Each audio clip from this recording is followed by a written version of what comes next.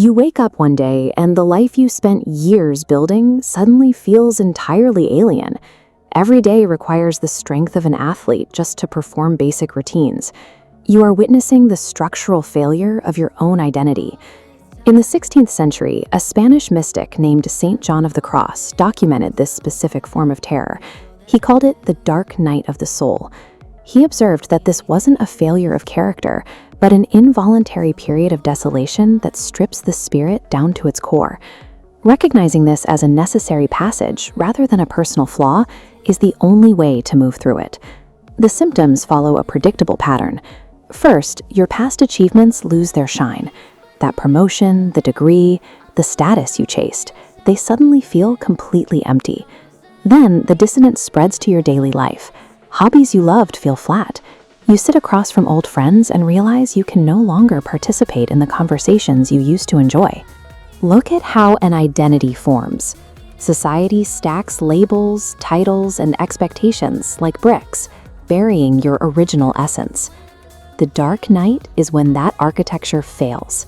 Those inherited scripts shatter, no longer able to hold your actual truth. You feel empty right now because you are finally seeing that you lived your life wearing a mask. The Swiss psychiatrist Carl Jung viewed this systemic collapse as a crucial phase in a psychological process he named individuation. Jung observed that humans spend decades burying the traits society rejects into a space he called the shadow. Now, your psychological walls are failing, forcing you to look at every suppressed fear and unprocessed grief you hid there. Anxiety is often just a smokescreen, a way for the mind to avoid the heavy, legitimate work of integrating these hidden parts of ourselves. Your mind engineers this collapse on purpose. It recognizes that your old survival tactics and people-pleasing habits are suffocating your actual truth, so it tears them down. This agony acts as a sacred bridge.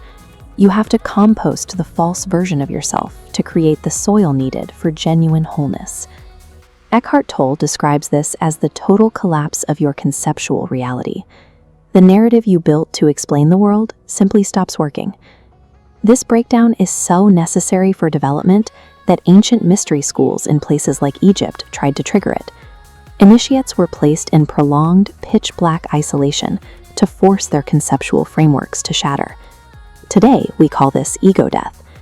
It is the terrifying moment you realize that the anxious voice constantly talking in your head is not actually who you are. To the mind, this loss of control feels indistinguishable from an actual death. But leaning into the destruction is the only way to break the conceptual framework that kept you small. Sadhguru often reframes the term daybreak. It isn't the day that breaks, it's the night. This isn't about the return of old comforts. It's about the arrival of a clarity so sharp it destroys every illusion you used to hide behind. That clarity reveals how much of your life was governed by memory.